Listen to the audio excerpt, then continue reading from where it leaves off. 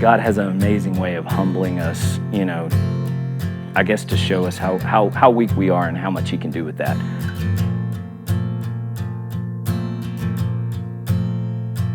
The day before we went into the community, we were talking about not having as many translators. And I made the comment, I was like, man, I don't know about going somewhere where I don't have somebody to translate for me. I just don't feel like I can be as effective.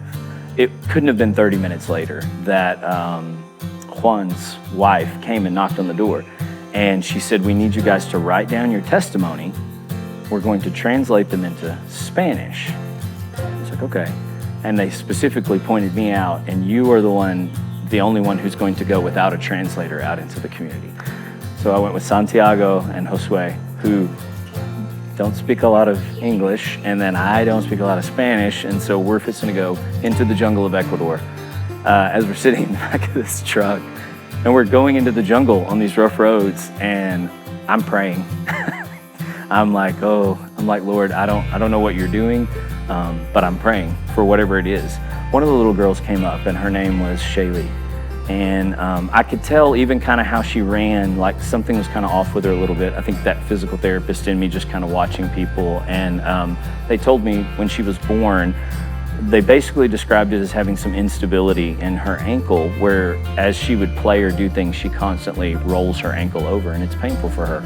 I asked, could I assess basically her ankle and kind of look at it? And so it's one of those things where in the States, I feel like this wouldn't have been something complicated for me to treat. They had a wrap, and I did the best I could putting a wrap on it.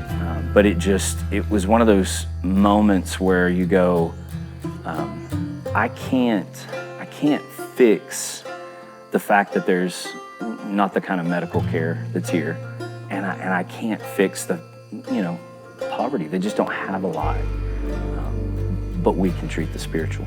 We can meet that need.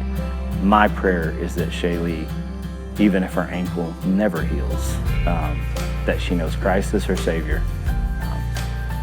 And then me and her, someday I'll see her. Whether I never see her again, someday in heaven, I'll see her.